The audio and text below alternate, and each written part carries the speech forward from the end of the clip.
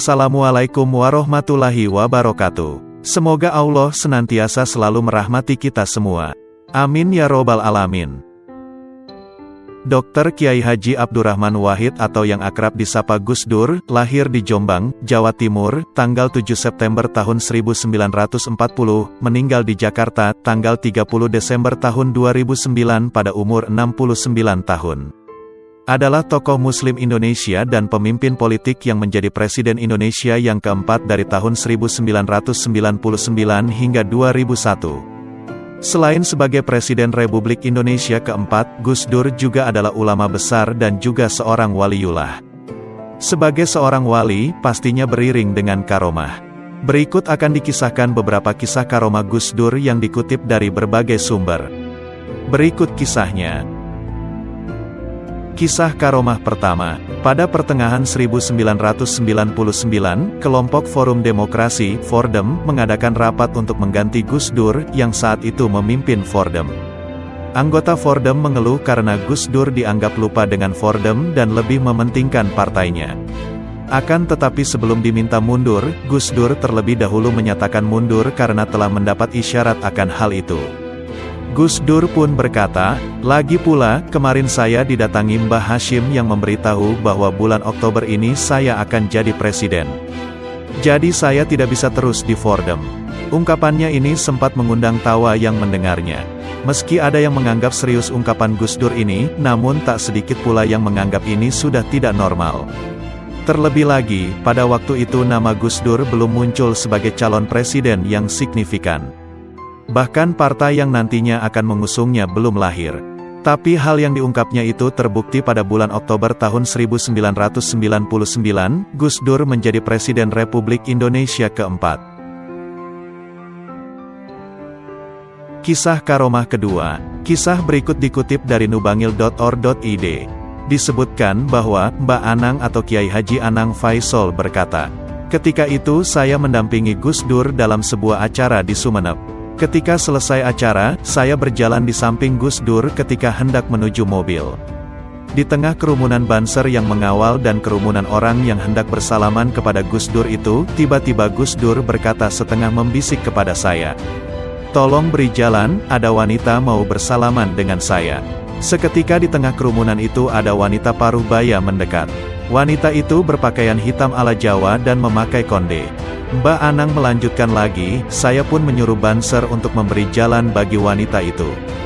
Ketika wanita itu berada di hadapan Gus Dur, kontan Gus Dur menunduk dan bersalaman kepada wanita itu. Setelah bersalaman, wanita itu pun menghilang di tengah kerumunan. Selepas itu, di mobil, Gus Dur berkata kepada saya, 'Gus Anang, sampean tahu siapa wanita yang saya sungkemi tadi?' Wanita itu adalah ibunya Joko Tingkir.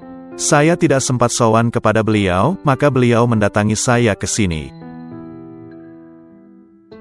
Kisah karomah ketiga. Dikutip dari islam.nu.or.id. Kiai Haji Abdul Moqsid Ghazali atau Kiai Moqsid yang juga dikenal dekat dengan Gus Dur saat masih hidup menuturkan, "Dahulu Gus Dur ditawari umur 90 tahun oleh malaikat. Buat apa sih umur panjang-panjang, yang sedang sajalah 69 tahun. Akhirnya benar Gus Dur wafat pada usia tersebut," ungkap Kiai Moqsid saat mengisi forum ilmiah tentang moderasi Islam di Bogor, Jawa Barat baru-baru ini. Kisah karomah keempat. Kisah berikut dituturkan oleh Profesor Dr. Kiai Haji Said Akil Siroj, MA atau sering dikenal Said Akil Siroj. Pada waktu itu beliau bersama Gus Dur di Madinah Al-Munawwaroh. Setelah berziarah, beliau berdoa di Raudah. Malamnya Gus Dur mengajak Kiai Akil jalan-jalan ke masjid untuk mencari seorang wali. Setelah muter-muter di masjid, Kiai Akil ketemu sama orang yang pakai surban tinggi, sedang mengajar santrinya yang banyak. Kiai Akil berkata ke Gus Dur, "Apa ini wali Gus?" tanyanya. "Bukan," kata Gus Dur. Mereka pun mencari lagi. Beberapa saat kemudian, mereka bertemu dengan orang yang memakai surban dengan jidat hitam. Gus Dur berkata, "Bukan ini." Pencarian pun dilanjutkan, kemudian akhirnya Gus Dur menghentikan langkah di dekat orang yang pakai surban kecil biasa, duduk di atas sajadah, barulah kemudian Gus Dur berkata, "Ini adalah wali." Kemudian Kiai Akil memperkenalkan diri dan tentu juga memperkenalkan Gus Dur pada wali tersebut dalam bahasa Arab. "Syekh, ini saya perkenalkan, namanya Ustadz Abdurrahman Wahid, ketua organisasi Islam terbesar di Asia." Disebutkan bahwa tujuan dari mencari wali ini adalah ingin didoakan oleh seorang wali. Akhirnya wali ini berdoa untuk Gus Dur, semoga diridhoi, diampuni, hidupnya sukses. Setelah itu wali tersebut pergi sambil menyeret sajadahnya dan mengatakan, "Dosa apa saya, sampai-sampai makom, kedudukan saya diketahui oleh orang." Dalam sebuah atsar, perkataan ulama-ulama menyatakan bahwa yang mengetahui kedudukan seorang wali adalah sesama wali itu sendiri. Kisah karomah kelima. Kisah kelima ini dikutip dari muslimmoderat.net. Disebutkan bahwa semasa menjadi Presiden Indonesia, Gus Dur sangat rajin menjalin silaturahmi dengan pemimpin negara lain, satu kebiasaan baik yang telah dikembangkan sejak sebelum ia menjadi presiden kepada masyarakat. Salah satu lawatan pentingnya adalah ke India di awal Februari tahun 2000, setelah perjalanan panjang dari Eropa. Di negeri yang dialiri Sungai Gangga ini, Gus Dur bertemu dengan Perdana Menteri Atal Bihari Vajpayee dan Sonia Gandhi dan menerima gelar Doktor Honoris Causa dari Universitas Jawaharlal Nehru. Perjalanan panjang keliling Eropa dan pulangnya melewati India dan dilanjutkan ke Korea Selatan ini menggunakan pesawat kepresidenan, yang tentu saja memiliki standar keamanan dan pelayanan yang terbaik untuk orang paling penting di Indonesia. Pada kunjungan tersebut, ketika pesawat udara mendekati New Delhi, terdapat awan yang sangat gelap yang menutupi bandar udara, sehingga tidak mungkin untuk mendarat di Bandara Internasional Indira Gandhi New Delhi, sehingga direncanakan mendarat di bandara lain terdekat sebagai alternatif. Bagi seorang presiden dengan jadwal yang sudah diatur secara ketat karena terbatasnya waktu, kondisi ini tentu akan membuat rencana kegiatan menjadi berantakan. Di tengah-tengah situasi seperti itu, tiba-tiba terjadi sebuah fenomena alam yang sangat ajaib, tiba-tiba saja langit terbuka dan sehingga pesawat bisa melewati awan dan begitu bisa mendarat, langit kembali tertutup awan hitam kembali. Kisah ini disampaikan oleh pilot pesawat kepresidenan yang sedang bertugas kepada adik Gus Dur, Umar Wahid, yang merasa takjub dengan kejadian tersebut. Ini kebetulan atau tidak, tapi pilot tersebut mengatakan dalam karirnya sebagai pilot, ia tidak pernah mengalami kondisi seperti itu, katanya. Sebagai pilot kepresidenan, tentu saja telah dipilih orang dengan jam terbang tinggi dan kemampuan terbaik. Kondisi seperti itu merupakan fenomena alam aneh yang baginya juga luar biasa dan tak terlupakan.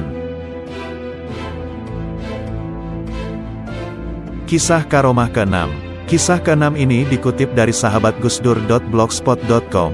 Disebutkan bahwa pada sekitar tahun 1994, kala itu Gus Dur sedang dirawat di Rumah Sakit Umum Daerah Koja Jakarta Utara yang pada masa itu dipimpin oleh adik kandungnya, Umar Wahid. Gus Dur sedang terbaring di kamar dengan dijaga oleh dua orang banser, seorang banser tampaknya bertindak sebagai komandan. Bila malam hari, kedua banser ini berjaga bergiliran, salah satu tidur dan seorang lainnya terjaga. Hingga pada suatu ketika, seorang yang bertindak sebagai komandan berkata pada temannya, "Saya keluar sebentar, tolong jaga Pak Kiai dengan baik."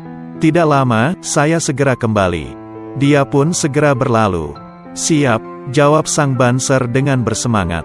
Sepeninggal temannya, dia pun segera masuk ke kamar perawatan dan duduk di sebelah Gus Dur yang sedang terbaring di atas tempat tidur. Tidak berapa lama, Gus Dur terbangun dari tidurnya dan mengajaknya keluar mencari udara segar. Dengan tertatih Gus Dur mengajaknya berziarah ke makam Habib Hussein Al-Haddad di dekat pintu pelabuhan Indonesia, Pelindo. Letak makam tersebut hanya berjarak sekitar 400 meter di seberang jalan raya pelabuhan di depan rumah sakit Koja. Sang banser pun dengan setia mengikuti Gus Dur yang berjalan tertatih-tatih. Seusai berziarah dan memanjatkan doa, sang banser pun mengiringkan Gus Dur untuk kembali ke kamarnya. Setelah Gus Dur kembali beristirahat dan tidur, dia pun keluar ruangan. Namun alangkah kagetnya ketika dia keluar ruangan. Dia mendapati temannya yang tadi keluar sedang menunggunya dengan muka masam, laksana komandan yang menunggu laporan kekalahan dari bawahannya. Dengan menghardik, sang banser yang berlaku sebagai komandan ini berkata, "Dari mana saja kamu, disuruh jaga kok malah keluyuran seenaknya?" Dengan gelagapan sang banser menjawab, "Siap dan dari mengantar Pak Kiai berziarah." Jangan buat alasan yang aneh-aneh. Saya hanya pergi sebentar, lalu kembali. Dari tadi saya lihat Pak Kiai tidur di dalam. Sementara kamu tidak ada." Mereka pun kemudian saling berdebat dan bersitegang tentang penglihatan dan pengalamannya masing-masing. Cerita ini adalah cerita nyata yang dialami oleh teman-teman Banser di Jakarta Utara, tutur Kiai Haji Miftahul Falah, salah seorang tokoh NU Jakarta Utara. Demikianlah ke-6 kisah karomah Gus Dur dibacakan. Sekian dan terima kasih. Wassalamualaikum warahmatullahi wabarakatuh.